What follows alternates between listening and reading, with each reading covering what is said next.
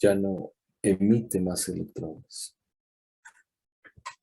Calentarlo más, pues dejarle pasar más corriente, pues nada más produce una sobresaturación. Lo que se ve en la pantalla cuando se está saturando, pues es una mayor emisión, ¿verdad?, de electrones, que en la pantalla, al no enfocarse en nada, pues nada más se ve como que esto va aumentando de nivel. Hay que aumentarlo hasta que en la pantalla ya no aumenta de nivel, y entonces regresarlo un poquito y dejarlo justo en el nivel donde pueden ver mi mouse, o aproximadamente ahí. Ni tanto, ¿verdad? Ni tampoco que no alumbre. Entonces, esa es la función del filamento. Y les decía que el hexaboluro de lantano, los filamentos tienen otra forma. Estos son los filamentos de tungsteno, un alambrito que está dado vuelta y que se forma un pico. Es donde se van a emitir los electrones, en las puntas siempre se emiten, ¿verdad?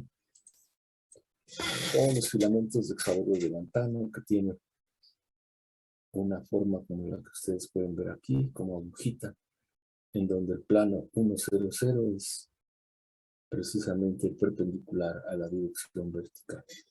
Es un cristal simple, solo hay un cristalito de un cierto tamaño, no muy grande. Aquí lo pueden ver en una foto real, ¿ya? Aquí está el cristalito en rojo, o aquí, conectado al dispositivo del cañón. Aquí es donde vamos a dejar pasar corriente para calentarlo y que emita electrones. ¿Cuál es el punto? Vencer la función trabajo para que haya emisión de electrones. ¿Por cuál método? Método de calentamiento o termiónico.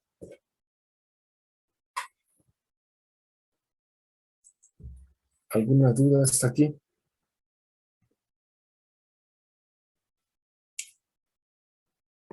¿Verdad? Creo que no. Uh-huh. ¿Cuál es el otro método? Pues aplicar un campo electrostático, ¿verdad?, para no calentar o no calentar tanto y vencer la función trabajo. ¿Ya? Si podemos hacer eso, calentar y vencer la función trabajo, también podemos crear un campo electrostático suficientemente alto para vencer la función trabajo aún sin calentamiento. O calentar un poquito, no tanto, y establecer dicho campo electrostático, ¿verdad? Por supuesto, en esos casos se prefiere hacer un filamento con un radio de curvatura muy alto, ¿verdad?, algo muy puntiagudo. Saben ustedes que pues, la corriente se traslada en las puntas, el calor, la corriente, pues es más efectiva su emisión. ¿Cómo funciona el cañón de emisión de campo? Pues un cátodo, que es el filamento, y un fuerte campo aplicado, electrostático. No solo con un ánodo, sino ahora con 2 ánodos para aplicar un campo muy, muy alto y extraer los electrones a partir de ahí, ¿verdad? Vencer la función trabajo con un campo fuerte. De manera que si hay que calentar, pues calentaría una temperatura mucho más baja que en el caso de los termiónicos. En los dos casos lo que hay que vencer es la función trabajo. La emisión de electrones pues se hace por estos dos métodos. En este caso, tecnológicamente es más complicado porque hay que hacer todas estas puntas con radios de curvatura muy altas, aplicar de manera estable este campo electrostático, ¿verdad?, muy alto, ¿verdad? La ventaja para todo esto es que, pues, los cañones de emisión de campo tienen una brillantez que va entre 100 a 1000 veces más alta que los cañones termoiónicos, ¿no? Es más complicado, es más difícil hacerlos y además no se pueden estar prendiendo y apagando, ¿no? Una vez que se prenden hay que usarlos continuamente. La ventaja es pues que son mucho más, su emisión es mucho más alta, ¿no? Aquí está una comparación con brillantez, ¿verdad? Que es el parámetro de medición, ¿verdad? Si tenemos uno de tungsteno normal, la brillantez es de 10 a la 5. Nos va a durar entre 40 y 100 horas. Lo podemos prender y apagar. En realidad esto se vuelve 2, 3 meses, ¿verdad? El tamaño que produce, pues es dimensión, 30 a 100 micras. La dispersión de energía, pues es entre 1 y 3 volts, ¿no? Son estables al 1% en una hora, ¿verdad? No hay que corregirlos, no hay que hacer nada. Una hora se va emitiendo sin ningún problema. Si lo cambiamos a hexavaluro de lantano, decíamos es 1000 veces, 10 veces mejor, ¿verdad? En brillantez, puede ser más, ¿verdad? Dura un poquito más si la fuente, el tamaño de las, pues se vuelve más pequeñito, ¿verdad?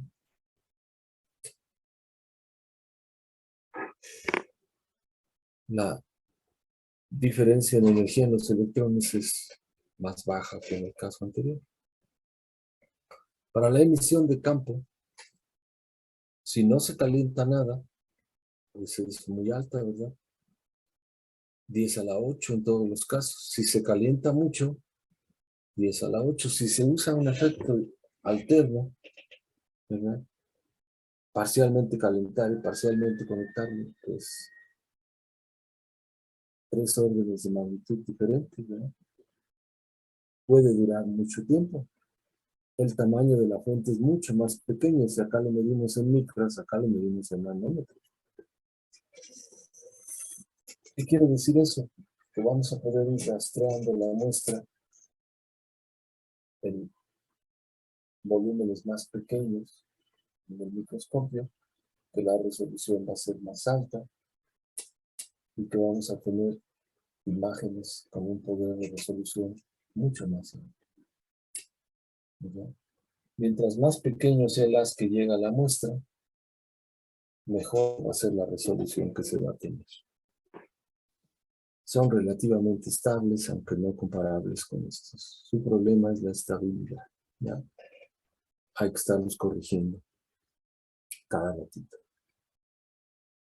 Así es como funcionan los filamentos del microscopio electrónico, tanto en el caso de barrido como en el caso de transmisión. ¿Alguna pregunta, colegas? Usualmente los pues comunes, ¿qué tipo de cañón usan? Pues hay de todo, depende de cuáles estén disponibles. En la escuela tenemos uno de termiónico, ¿verdad? Normalmente los llevaba a trabajar a Cicata también, Plegaria. La inscripción en este curso de 14, 15 muchachos es extraña. Me imagino que no se ha ofrecido en el tiempo. Pero normalmente se inscriben 3 o 4 y es fácil transportarlos a donde hay microscopios disponibles como el IMP o Cicata Plegaria. En el IMP si hay un par de microscopios con emisión de campo.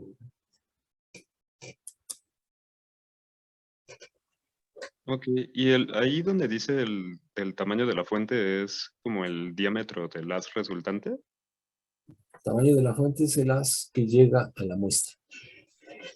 Ah, ok. Si tienes un haz muy grande, pues cada vez que plantas el haz, tienes que mover 30 micras, ¿no? La resolución va a ser más baja para no traslapar, ¿no? En cambio, si tienes nanómetros, pues puedes ir rastreando la muestra a intervalos más pequeños y la resolución va a ser más alta, te va a permitir ver muchísimos más detalles. ¿Me explico? Sí, entonces los microscopios de emisión de campo son, digamos, un poco más especializados o más... Sin pues, duda, son los Ferraris, ¿verdad? Y ah, los ya. de termiónicos, pues son los más comunes, los más baratos, no necesitan mucho mantenimiento, pero no permiten tener una buena resolución. ¿Qué es lo que queremos de un microscopio? Una buena resolución y que nos informe qué hay en la muestra, porque nuestros ojos no alcanzan, ¿verdad?, a apreciar todo.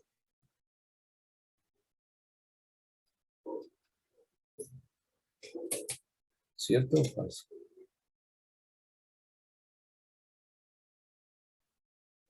Cierto.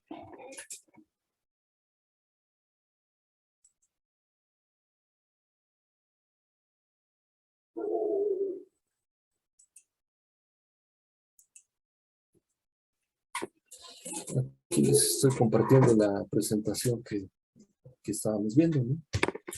Necesitamos unas cuantas acetatos más para describir todo esto, ¿verdad? Pero fue lo que hicimos.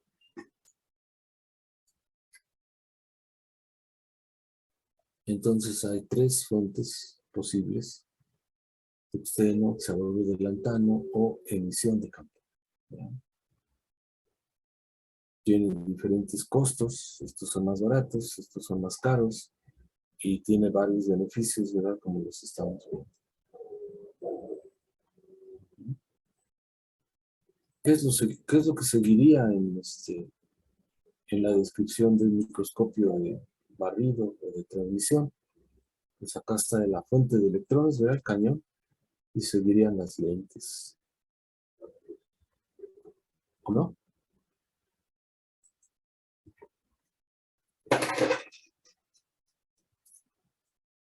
Son electromagnéticas, ¿verdad? Estas lentes electromagnéticas, pues, tienen una bobina eléctrica en una pieza magnética, ¿verdad?, suave, de manera que cuando pasan corriente se produce un campo electromagnético. Los campos electromagnéticos, ustedes deben recordar, cuando interactúan con un electrón, está regida la interacción por la ley de Lorentz.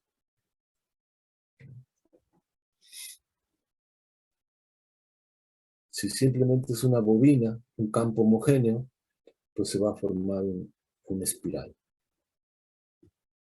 Necesitamos un campo heterogéneo, localizado, como aquí, para que esa espiral se convierta en un enfoque. ¿Qué queremos en la muestra? Un haz tan pequeño como sea posible. Primero lo queremos enfocar en el cañón. Aquí ya lo hicimos con todos esos aditamentos. Ahora esto lo queremos convertir en un haz tan pequeño como sea posible. De hecho, la acción de las lentes condensadoras se llama de magnificar, hacerlo más chiquito a partir de lo que obtiene aquí del cañón. Las lentes electromagnéticas, las lentes condensadoras, pues van a producir un haz tan pequeño como sea posible, a partir de algo tan simple como, o tan complicado como, la ley de Lorentz y modificaciones para hacer campos electromagnéticos, perdón, que interactúen con la muestra, ¿no?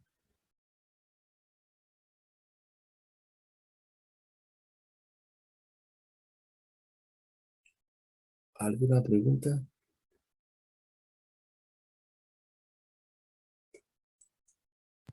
Entonces podríamos decir que las lentes condensadoras pues no pueden tener defectos, ¿o sí? ¿No pueden tener qué? ¿Defectos o sí tienen? No, sí, no deberían, pero claro que tienen, ¿verdad? Eso es lo que vamos a ver en un momento. Las lentes todas tienen defectos. ¿Cómo Ah, se les ok. llaman a esos defectos? Aberración. ¿Ya? Aquí nos quedamos hace rato. Estamos ahora hablando de lentes electromagnéticas. ¿Ya? ¿Por qué queremos hacer lentes con una pequeña heterogeneidad? Para poder enfocar las muestras, perdón, los electrones, ¿no? Las lentes condensadoras producen campos electromagnéticos que van a propiciar que se enfoque que se haga más pequeño. Son bobinas eléctricas que producen campos electromagnéticos. Un homogéneo no nos sirve por las razones que explicaba. Hay que crear una pequeña heterogeneidad para enfocar y demagnificar las lentes, ¿no? Uh-huh.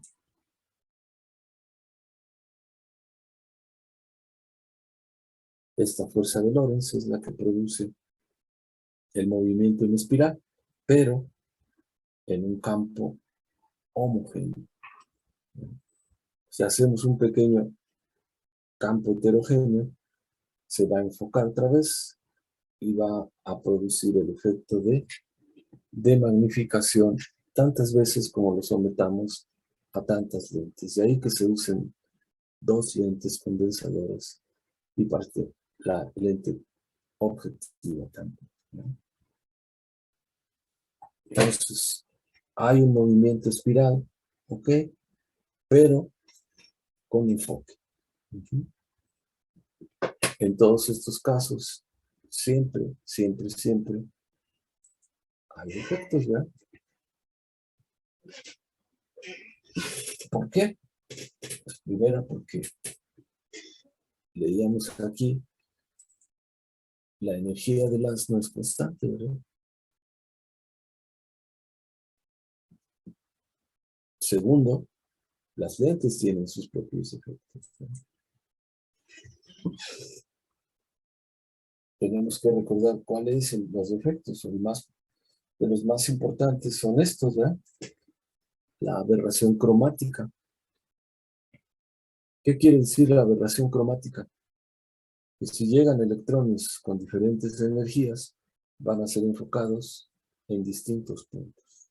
Recuerden, todas las lentes están enfocando el haz para hacerlo pequeño, pero si traen diferentes energías, van a ser enfocados en lugares distintos. De manera que el enfoque se hace menos eficientemente, ¿no? No podemos entonces hablar de un punto de enfoque específico, ¿verdad? Tenemos que hablar de dónde vamos a tomar el disco de menor confusión, porque electrones de menor energía van a ser enfocados por acá y electrones de mayor energía van a ser enfocados por acá. Queremos que lleguen tantos como sean posibles. Tenemos que seleccionar entonces un punto para ópticamente de ahí enfocar con el siguiente, ¿verdad? Con la siguiente lente. Uh-huh. Esta es una aberración importante, la cromática, ¿verdad?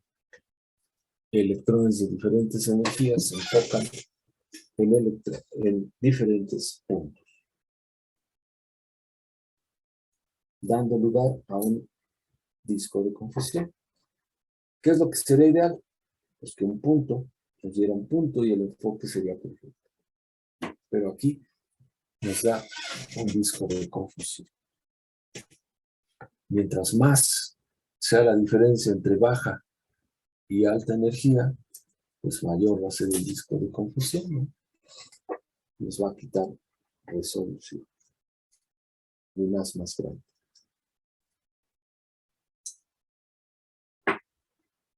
¿Alguna pregunta hasta aquí? Había visto en algunos libros que pueden como monocromar el haz, pero no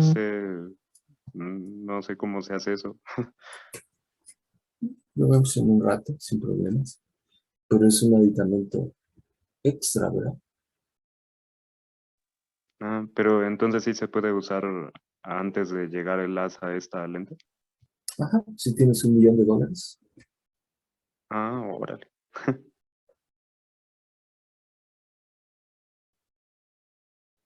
se lo puedes poner a tu microscopio. Aquí estamos viendo nada más cómo funciona y cuáles son los efectos, pero hay correctores. Ujú. Este sería un defecto. ¿Cuál es? La aberración cromática. ¿Cómo se define o cómo se describe? Pues hay una diferencia en las energías de los electrones. Los electrones de menor energía se enfocan en un punto y los de mayor energía en otro.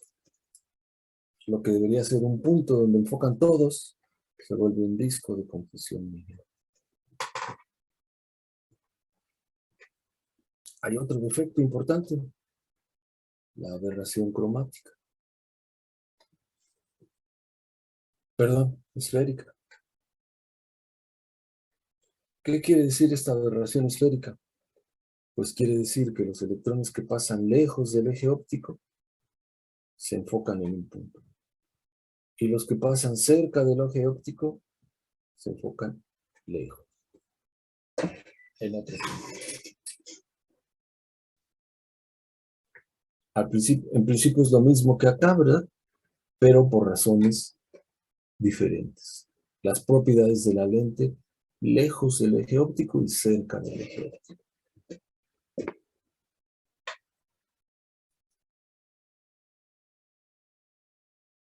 ¿Verdad?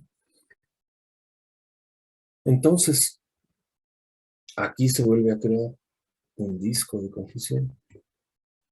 Tenemos que seleccionar un disco de menor confusión para este y para este. ¿Se pueden corregir? En el microscopio no. Tenemos que tener aditamentos extras. El efecto de las aberraciones entonces es producir discos de confusión, ¿verdad? Y disminuir la resolución, el poder de resolución. Entonces aquí llevamos dos, cromática y esférica. ¿Alguna duda sobre las definiciones, sobre lo que estamos hablando, colegas? Me quedó un poco de duda en la aberración esférica. ¿Por qué pasa que los electrones, es que supongo que si los enfoca diferente es porque los electrones más lejos del eje, pues tienen una energía diferente, ¿no? Eh, Su poder de enfoque no es el mismo lejos y cerca, ¿verdad? Por la ya misma entendí. construcción. Es una bobina esférica, pero dónde corregirle o dónde ponerle bien, pues solo Dios sabe, ¿no? Ah, ok. Ujú.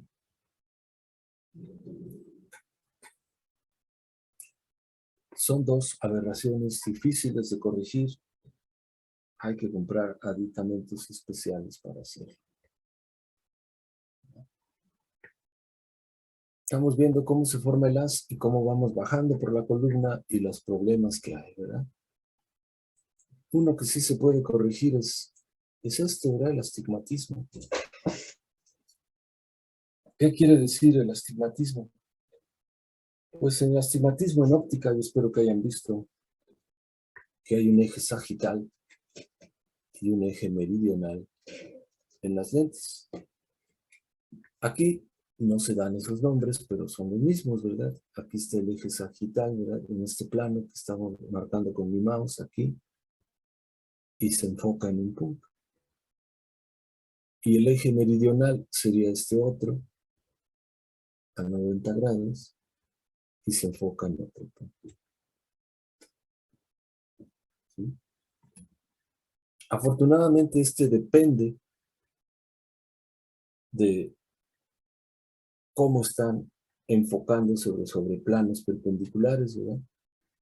Y podemos colocar otras bobinas adicionales de manera que compensen este enfoque.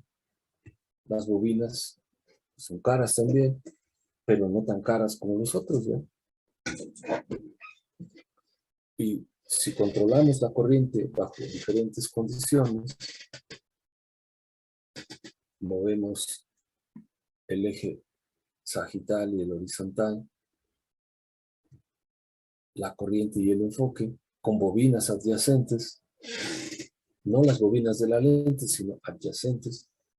Entonces, se puede corregir para que en ambos planos se enfoque en un solo punto. Entonces, estas dos, pues no son corregibles. Esta otra, sí lo es, con bobinas más baratas, ¿no? Astigmatismo. Creo que hemos visto en algunos videos que al principio corrigen el astigmatismo, alinean el microscopio.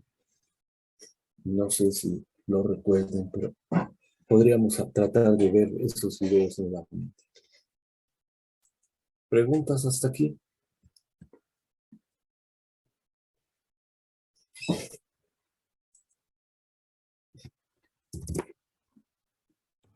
No, no, profe. No, pero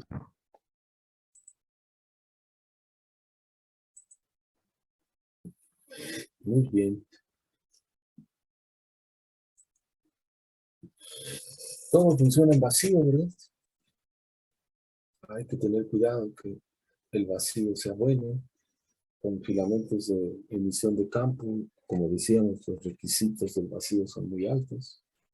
Con filamentos termiónicos no tanto, ¿verdad? Se usan bombas turbomoleculares, se usan bombas de apoyo de rotatorias. El microscopio electrónico es un equipo pues, un poco complicado, ¿verdad? Estas bombas son bastante sensibles y requiere que se trabaje con mucho cuidado. Nada se toca con los dedos para evitar que se dañe el vacío al interior del microscopio, ¿verdad? Hay que alinear el microscopio, hay que poner todo en óptimas condiciones, ¿verdad? De manera que tengamos una buena brillantez y se puedan corregir las aberraciones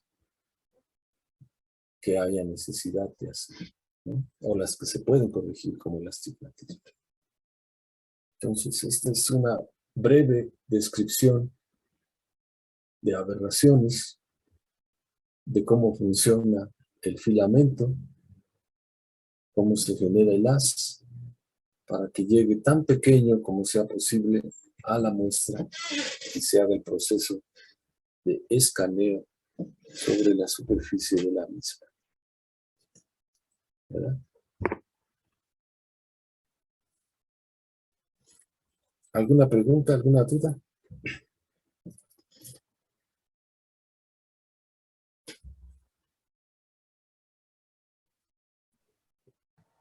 No. Profesor, Digo, sí. en ese esquema, por ejemplo, ¿dónde se pondrían las lentes? Bueno, digo, las bobinas para corregir el astigmatismo. Aquí están, mira. ¿Sí las ves?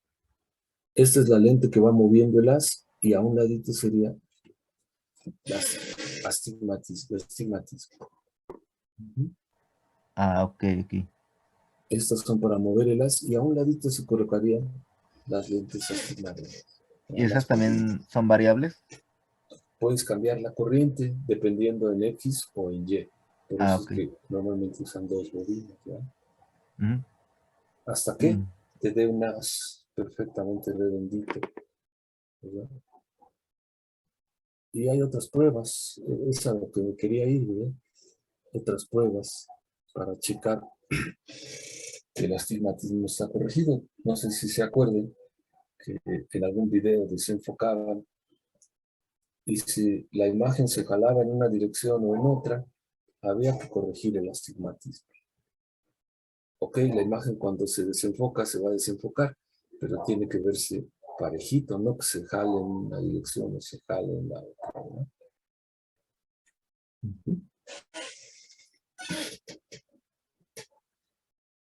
Habíamos hablado de hacer una pausa de 5 minutos. Creo que este es el momento adecuado de hacer la pausa.